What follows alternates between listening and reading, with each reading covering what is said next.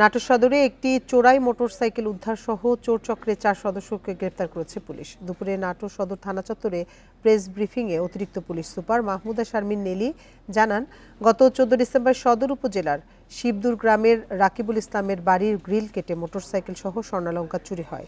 এ ঘটনায় সদর থানায় অভিযোগ করেন ভুক্তভোগী। তবে গোপন খবরে তালতলা এলাকার জামালের ওয়ার্কশপ থেকে মোটরসাইকেলটি উদ্ধার সহ 4 জনকে গ্রেপ্তার করা হয়।